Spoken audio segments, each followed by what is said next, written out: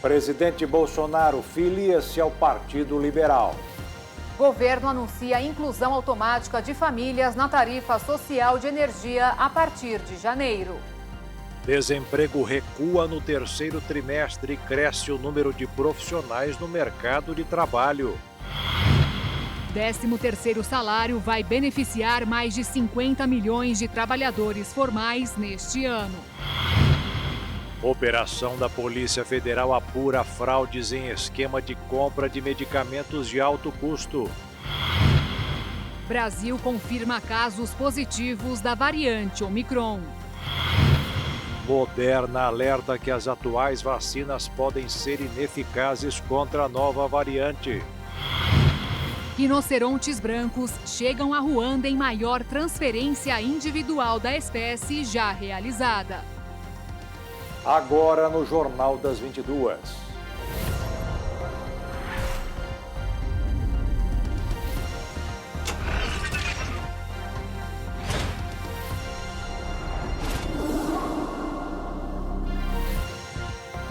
Olá, boa noite. Boa noite. O presidente Jair Bolsonaro oficializou sua filiação ao Partido Liberal nesta terça-feira. O evento teve a participação de 15 ministros do governo federal, membros do segundo escalão, parlamentares aliados e 2 governadores. O presidente da Câmara dos Deputados, Arthur Lira, do PP de Alagoas, também compareceu à cerimônia. Bolsonaro agradeceu o presidente do PL, Valdemar da Costa Neto, pela recepção e afirmou que se sente em casa no novo partido. O presidente ressaltou que a cerimônia era uma simples filiação e que não estava lançando ninguém a cargo nenhum. É um governo que procurou se compor com pessoas para servir não a grupos ou uma pessoa, a servir a todos. O Tarcísio não é meu ministro, é ministro do Brasil. Nós queremos compor. E com essa composição fazer o melhor para o nosso Brasil. Bolsonaro destacou o esforço que o governo tem feito para melhorar a economia do país. Quando fala em composição de ministério, nós temos quase todos os nossos ministros aqui. O Paulo Guedes, da economia, que não é fácil. Não é fácil administrar um país com tantos problemas como esse. Como estamos trabalhando, né, arduamente para reduzir a inflação. Deveremos ter hoje, segundo o Onix aí, com toda certeza, mais uma boa notícia no tocante a emprego em nosso Brasil. O ministro do Desenvolvimento Regional, Rogério Marinho, filiou-se ao partido na mesma cerimônia. Já o ministro do Trabalho e Previdência, Onyx Lorenzoni, disse que só não formalizou a entrada na sigla nesta terça por causa da lei eleitoral. Entre os muitos ministros presentes, estava Flávia Arruda, da Secretaria de Governo, única que já é filiada ao PL. Bolsonaro começou sua vida política no Partido Democrata Cristão em 1989, quando foi eleito vereador da cidade do Rio. Ele ficou no cargo por 2 anos e, em 1990, foi eleito para seu primeiro mandato como deputado federal. Em 93, o PDC se fundiu com o Partido Democrático Social e deu origem ao Partido Progressista Reformador. O presidente ficou na legenda por 2 anos, até 95, quando o partido também se fundiu ao Progressista e também formou o Partido Progressista Brasileiro. Naquela época, Bolsonaro estava em seu segundo mandato como deputado federal. O PPB foi o segundo partido que Jair Bolsonaro permaneceu por mais tempo, tendo cumprido nesse período seus segundo e terceiro mandatos como deputado federal. Bolsonaro decidiu deixar o PPB e foi para o PTB, quando estava em seu 4º mandato na Câmara. Jair Bolsonaro teve uma breve passagem pelo PFL. Posteriormente, a sigla virou DEM e agora aprovou sua fusão ao PSL para virar União Brasil. O PP foi o partido no qual Bolsonaro permaneceu mais tempo, ficando ao todo 11 anos. Para seu 7º mandato seguido como deputado federal, Bolsonaro trocou o PP pelo PSC. Apesar de ser uma sigla menor, o então deputado já mirava o cargo no Palácio do Planalto. Bolsonaro assumiu a presidência da República pelo PSL. Menos de um ano após chegar ao Planalto, o chefe do Executivo anunciou sua saída da legenda. Durante este período, Bolsonaro tentou fundar uma legenda própria, o Aliança Brasil, mas não conseguiu validar nem um terço das assinaturas exigidas pelo TSE. Após a filiação, a expectativa agora é se o presidente vai confirmar ou não a candidatura à reeleição. Durante o evento de filiação ao PL, o presidente Bolsonaro afirmou que espera a aprovação do ex-ministro André Mendonça para a vaga no STF. E tudo, quase tudo, né, depende do parlamento. Em grande parte, o parlamento tem jogado junto com o Poder Executivo. Isso é muito bom. Quando se fala em Poder Judiciário, tem a ver conosco também, sim. Amanhã está previsto a sabatina do nosso indicado André Mendonça. Espero que ele seja aprovado o nome dele. Pois é, como disse o presidente da República, está marcada para esta quarta-feira, sabatina de André Mendonça, a vaga do ex-ministro Marco Aurélio Mello do Supremo Tribunal Federal. A sabatina de André Luiz Mendonça na Comissão de Constituição e Justiça do Senado está marcada para começar às 9 da manhã nesta quarta-feira. A relatora é a senadora Elisiane Gama, do Cidadania do Maranhão. A senadora é evangélica e considerou que o convite de relatoria feito pelo presidente da CCJ, senador Davi Alcolumbre, mostra respeito pela diversidade de religião no Brasil. A senadora afirmou ainda que o relatório será pautado por informações técnicas e boas práticas legislativas, sem qualquer viés político, ideológico ou religioso, e que o importante neste momento é a análise do currículo e capacidade técnica de Mendonça. Após a leitura do relatório da senadora Elisiane, começará a rodada de perguntas e respostas. Cada senador terá 10 minutos para fazer as questões e Mendonça terá tempo igual para a resposta. Além disso, pode haver réplica e tréplica. As pessoas em casa também podem participar enviando perguntas através do portal e-Cidadania. Após a sabatina, os 27 senadores que compõem a CCJ participam da votação secreta para aprovar ou não o nome de Luiz Mendonça ao STF. Caso seja aprovado na CCJ, a indicação será levada ao plenário do Senado, onde pelo menos 41 senadores devem ser favoráveis. O regimento interno determina que a votação seja secreta e, por isso, apenas quem estiver presente poderá votar. Para garantir a segurança e o distanciamento, o Senado vai providenciar cabines de votação dentro e fora do plenário, como já foi feito em votações anteriores. André Luiz Mendonça já foi advogado-geral da União e ministro da Justiça no governo Bolsonaro e foi indicado à vaga de ministro no Supremo Tribunal Federal pelo presidente da República para ocupar a vaga de Marco Aurélio de Mello, aposentado desde julho deste ano. Mendonça é a segunda indicação de Bolsonaro ao STF. No ano passado, Nunes Marques foi indicado e aprovado ao Supremo para ocupar a vaga do ex-ministro Celso de Mello. O presidente do Senado, Rodrigo Pacheco, pautou para amanhã, quarta-feira, às 4 da tarde, a votação da PEC, dos precatórios. Nesta terça-feira, a proposta foi aprovada na Comissão de Constituição e Justiça da Casa por 16 votos a 10. Se aprovada, a PEC abrirá espaço no orçamento para o pagamento de R$ 400 por mês para os 17 milhões de beneficiários do programa Auxílio Brasil. Após a decisão no Senado, o projeto ainda precisará ser analisado em 2 turnos pela Câmara dos Deputados. O Senado propôs a criação de um fundo de estabilização que ajudaria a frear o aumento nos preços dos combustíveis. O texto sugere a criação de um imposto de exportação sobre o petróleo bruto, cuja arrecadação seria direcionada ao fundo. Os senadores iriam votar hoje durante a Comissão de Assuntos Econômicos, mas alguns parlamentares pediram vista e o projeto deve voltar a ser analisado na próxima terça-feira.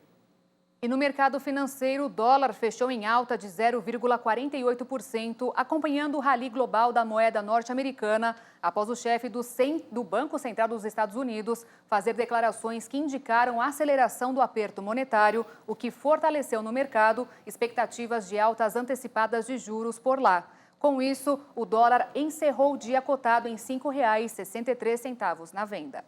E você vai ver daqui a pouco. Cai o número de desemprego e aumento de profissionais no mercado de trabalho. E ainda, governo anuncia inclusão automática de famílias na tarifa social de energia a partir de janeiro.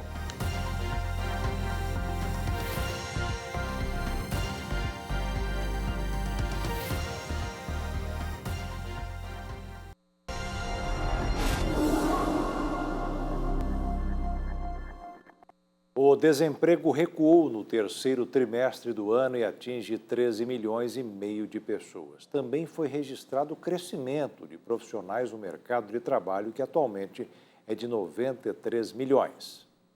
A taxa de desemprego caiu para 12,6% e agora atinge 13 milhões e meio de trabalhadores no terceiro trimestre.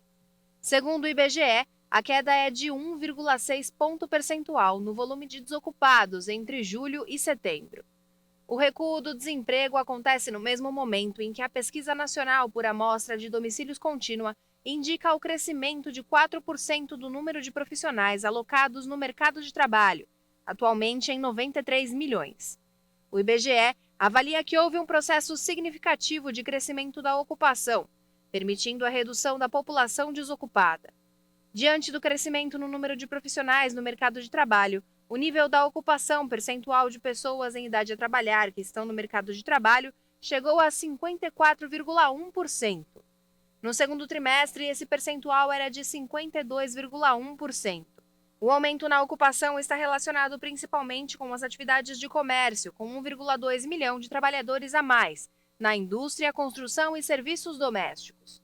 A pesquisa mostra ainda que a informalidade responde por 54% do crescimento da ocupação no período entre os meses de julho e setembro deste ano. Neste segmento, os empregados do setor privado sem carteira assinada somaram 11 milhões e 700 mil pessoas.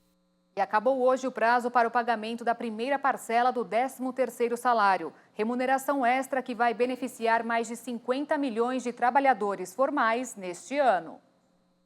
Instituída pela lei desde 1965, a gratificação natalina beneficia todos os profissionais que atuam com carteira assinada, incluindo funcionários domésticos, urbanos e rurais. A primeira parcela do 13º salário deve ser paga a 51 milhões de trabalhadores do mercado formal. A outra metade da remuneração extra precisa ser depositada até o dia 20 de dezembro. Incluindo os aposentados e pensionistas que tiveram o pagamento antecipado no meio do ano, 83 milhões de pessoas estão aptas a receber o 13º salário neste ano. O número é 3,75% superior em relação ao ano passado, quando 80 milhões de trabalhadores tiveram direito à remuneração adicional.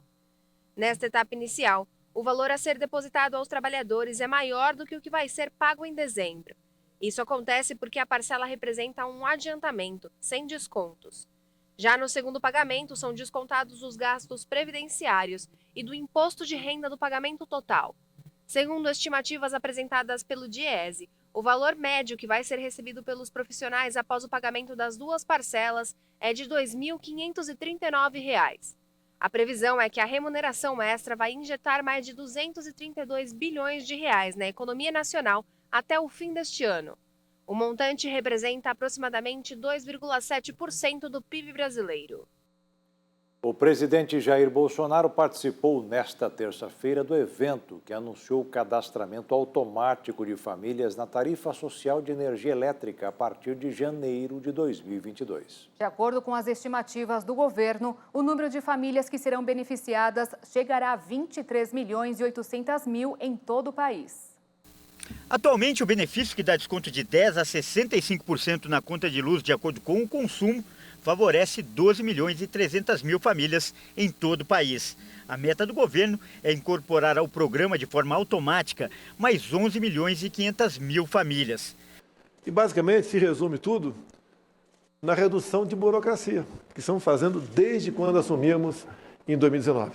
O Brasil era um dos países mais difíceis para se fazer negócio. Estamos melhorando.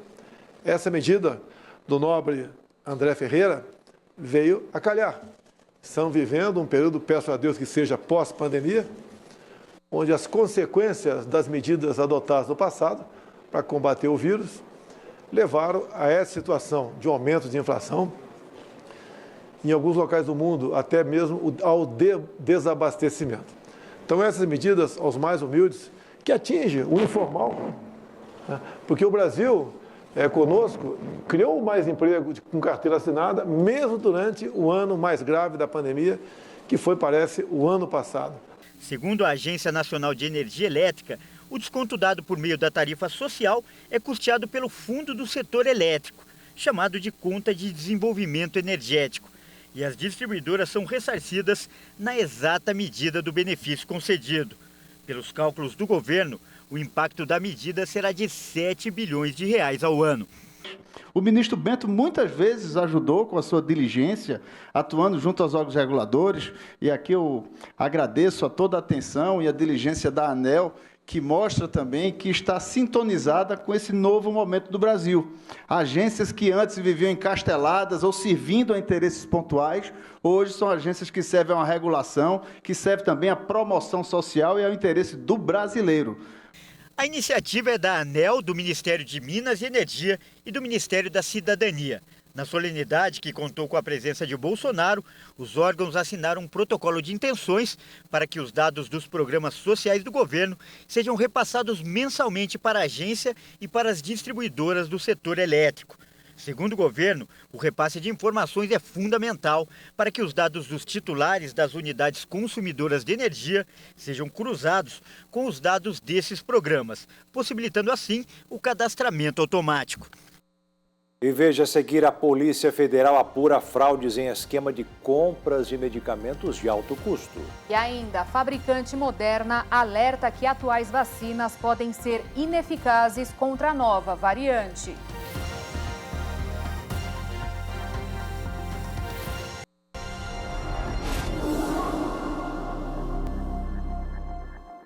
O Instituto Adolfo Lutz confirmou 2 casos positivos da nova variante Ômicron do coronavírus, os primeiros no país e na América Latina em um casal que voltou da África do Sul antes do anúncio da descoberta da cepa naquele país.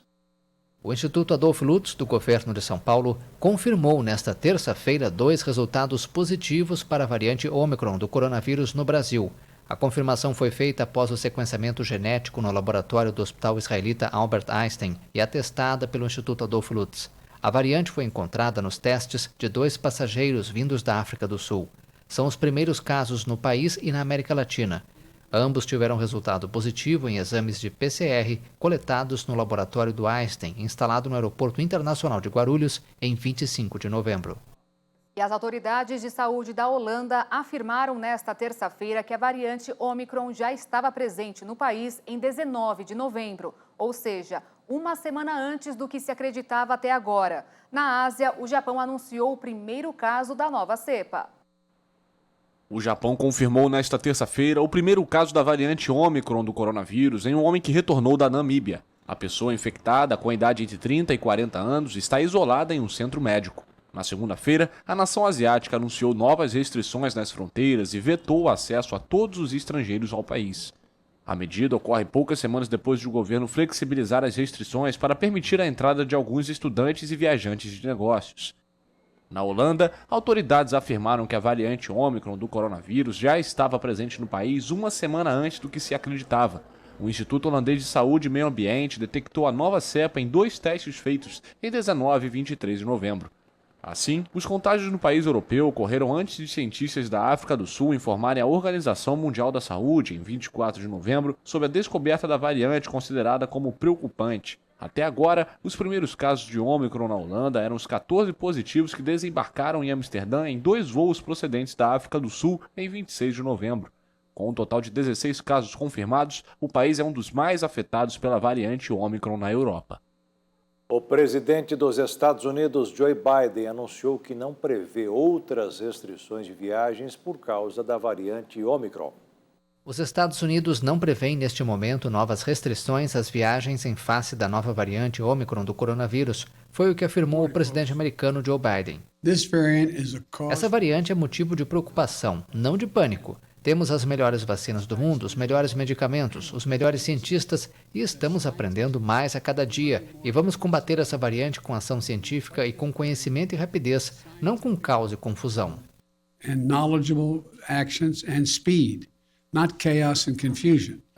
Os Estados Unidos proibiram a entrada da maioria dos viajantes de 8 países do sul da África, onde foram registrados os primeiros casos da variante Ômicron. A medida foi criticada por muitos especialistas em saúde porque pode desencorajar o relato de novas infecções por outras nações e porque a variante provavelmente já está disseminada. Diante do período de festas de final de ano, O presidente pediu aos americanos que se vacinassem e imunizassem seus filhos, ou, se necessário, recebam as doses de reforço, além de usarem máscaras em locais fechados. Biden disse ainda que apresentará na quinta-feira uma estratégia detalhada de combate ao vírus durante o inverno na região, não com fechamentos ou confinamentos, mas ampliando a vacinação, as doses de reforço e os testes.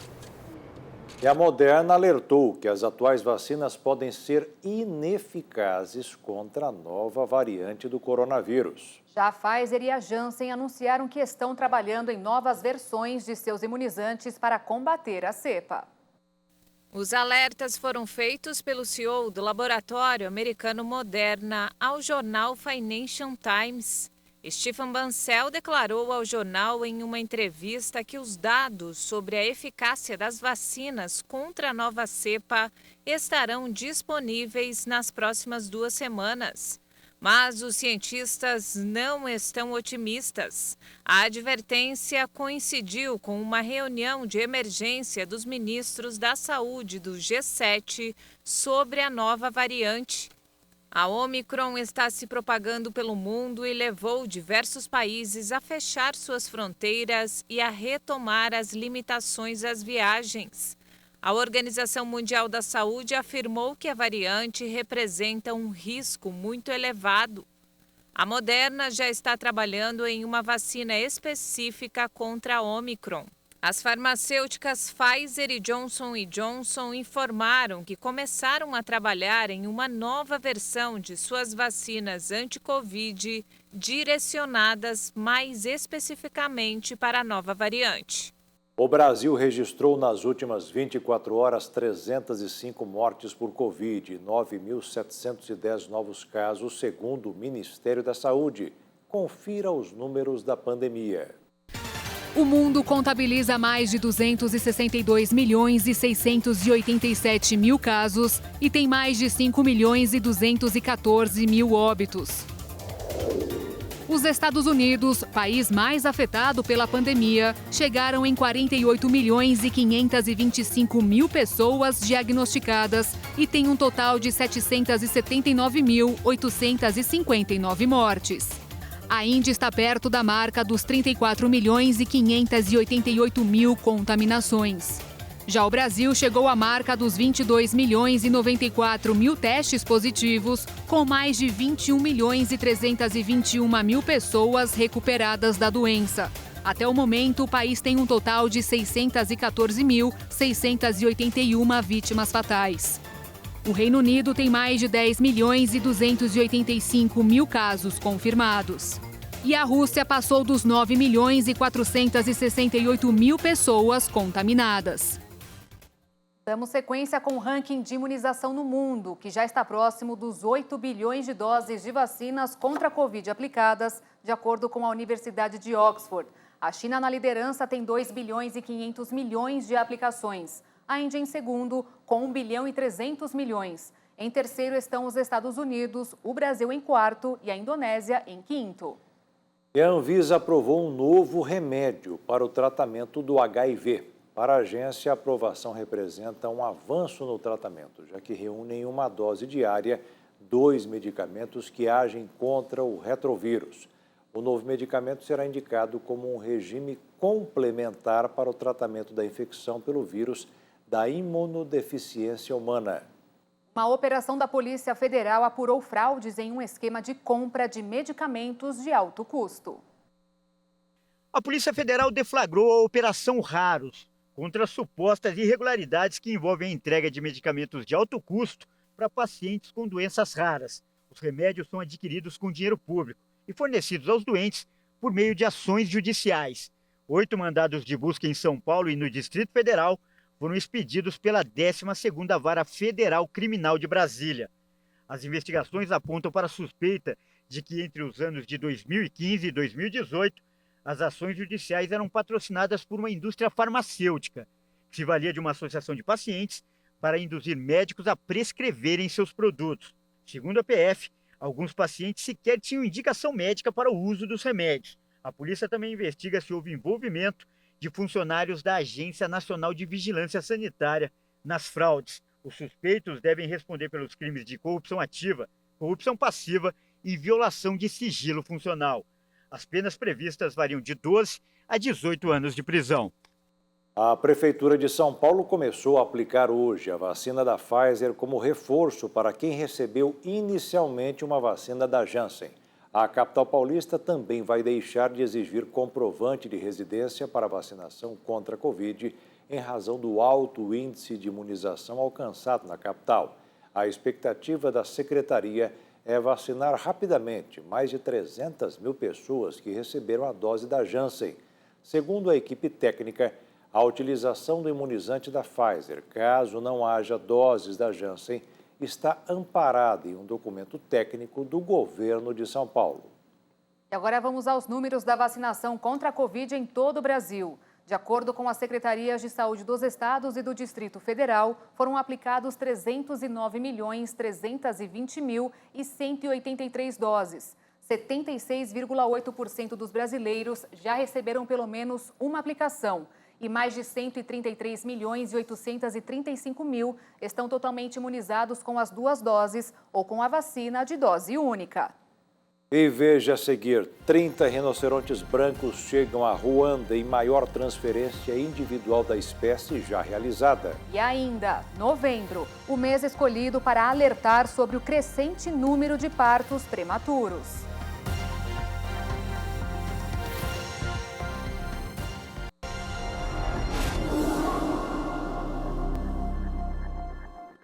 O Rally Dakar, o mais popular do esporte a motor, será realizado no início do próximo ano na Arábia Saudita. A rota foi divulgada e os ex-campeões e recém-chegados talentos estão se preparando para a competição. Essa é a 3ª edição do evento no país. Os 1.065 competidores, divididos em 578 veículos, vão percorrer a distância de 8.375 quilômetros nesse período. O rally terá início com um prólogo em Jeddah, no dia 1º de janeiro, que define a ordem de largada para a primeira etapa, que começa e termina em Rail. A etapa seguinte é em direção a Al-Aitauiyah.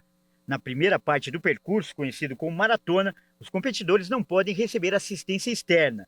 A segunda parte será de 554 quilômetros até Al-Qaisumah, antes de partirem para a capital saudita Riad, que também cedia o dia de descanso. A segunda parte do rally passa por várias cidades sauditas até chegar em Jeddah, que curiosamente também será sede da próxima etapa de Fórmula 1 no dia 5 de dezembro. Uma novidade na edição de 2022 do Dakar é que a prova contará pontos para o Mundial de Rally Cross Country da FIA. A inserção do Dakar no Mundial permite, por exemplo, que competidores que abandonaram o rally possam retornar a competir no dia seguinte. O Dakar 2022 será realizado entre os dias 1º e 14 de janeiro. E olha só, um homem foi resgatado no Japão depois de passar 22 horas à deriva no mar. Imagens da guarda costeira mostram um resgate milagroso. Um homem de 69 anos foi encontrado sozinho no mar agitado ao longo do município de Kagoshima, no sudoeste do Japão. Ele passou 22 horas à deriva em mar aberto depois que o barco em que estava virou. O homem não teve o nome divulgado. O japonês conseguiu alertar um colega em terra, mas só foi encontrado quase um dia depois. No mar, o homem foi capaz de se embrulhar em uma manta de plástico e por isso conseguiu minimizar o efeito do frio. O roxo é a cor símbolo da causa da prematuridade, que simboliza a sensibilidade e a individualidade, características que são muito peculiares aos bebês prematuros. E novembro foi o mês escolhido para alertar sobre o crescente número de partos prematuros e como preveni-los, além de informar sobre as consequências do nascimento antecipado para o bebê, a família e a sociedade. O sonho da Juliana e do esposo sempre foi formar família. E a gravidez foi, desde o início, planejada com muito amor. Quem vê a Isabela assim, brincando, sorridente, não sabe o quanto ela lutou pela vida. A Isabela nasceu com 26 semanas, prematura. Passou 76 dias na UTI e mais 6 no quarto de um hospital até receber a alta. Quando ela veio para casa, cada dia é uma superação. Os primeiros meses em casa foram os mais difíceis e as dificuldades foram superadas com muito amor. Ela nasceu com 1 quilo, mas ela veio para 880 gramas. E aí para ela pegar o peito, ela tinha que ter um peso, que seria 1,5 kg. demorou muito para chegar, ela nasceu em maio. Ela foi a primeira vez que eu peguei ela no colo para amamentar, foi em julho. Qual foi a sensação? Foi a melhor do mundo. De eu poder ter ela no meu colo, poder estar alimentando. Por mais que eu estava tirando leite todos os dias para levar para ela, não é a mesma sensação de você colocar seu filho, sentir aquele amor materno, de realmente ali eu me senti mãe, que ela teve tão perto, que eu tive tão perto esse contato com ela. E aí foi luta pós luta. Tinha dia que ela ganhava 20 gramas, tinha dia que perdia 10 gramas. E para a gente, às vezes, não é nada, esses 10 gramas, 20 gramas. Mas para o prematuro, para a criança que está no hospital, é tudo. É tudo porque eles dependem disso. De acordo com a OMS, Organização Mundial de Saúde, o Brasil ocupa o 10º lugar dos países com mais partos prematuros no mundo. Em Dourados, na maternidade do Hospital Universitário, que atende o município e outras cidades da macro-região, nascem por mês pelo menos 40 bebês prematuros. Por mês, mais ou menos, na UTI neonatal, a gente tem cerca de 40 internações. Alguns meses tem mais, tanto a gente tem 10 leitos disponíveis, a gente teve uma taxa de internação de 140% nesses últimos meses, então aumentou bastante o índice de prematuridade, e além dos que internam na UCI, que é mais ou menos essa faixa também por mês. Fazer o pré-natal, fazer os exames, acompanhar certinho, em caso de dúvida ou alguma coisa você já vai no seu médico, já pergunta ao enfermeiro. Então, você ter acesso, a tudo isso é muito importante, é o que faz o diferencial, tanto na gestação e como na prematuridade. Para conscientizar com relação aos riscos da prematuridade, foi criado, então, Novembro Roxo. Um mês inteiro voltado para os pequenos guerreiros. E os pequeninos da UTI neonatal do HU foram os astros do mês.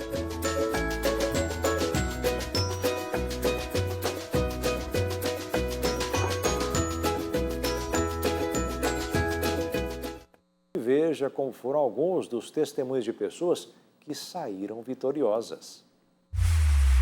Oh, glória, nós damos glória, ele vem para mudar a nossa história. Você lá atrás, o que foi? Missionário, era muita dor que eu sentia aqui no meu braço, nos meus braços, eu não podia virar a mão aqui, dor na minha coluna. Há quanto tempo só não podia fazer isso? Já faz uns 4 meses. 4 meses? E um carocinho que tinha aqui, agora só tem a marca. Saiu tudo agora? Saiu tudo, e eu vim aqui glorificar o nome do Senhor. Glória a Deus por isso. Quem mais em nome de Jesus aqui na frente? Desânimo para não vir para a igreja hoje. Sumiu? Graças a Deus. Amém, glória a Deus. Quem mais em nome de Jesus? Lá na galeria, o que foi? Missionário, ontem eu fui dormir com uma dor muito forte aqui, né? No peito? Sim, não conseguia nem respirar. E aí, quando estava se aproximando quase de 2 horas, eu digo, eu tenho que pegar o culto das 2. Aí chegou meu patrão lá, começou a conversar, eu digo assim, eu tenho que pegar o culto das 2. Então vai, irmã. E aí, quando cantou o hino da vitória, eu procurei a dor, sumiu, não estou sentindo mais nada. Você, amigo? Peso no braço. Aí eu dei a volta da vitória e... Sumiu. Aleluia. E você foi o quê, irmã? No centro dos 2 pés começaram a doer. E eu pedi que eu viria aqui. Né? E agora, olha, depois da volta, eu não estou sentindo mais nada. Amém. Oh, glória, nós damos glória, ele vem para mudar a nossa história. E o Jornal das 22 termina aqui. Obrigada pela sua companhia, um ótimo fim de noite para você e até amanhã. Boa noite, fique na paz. Tchau.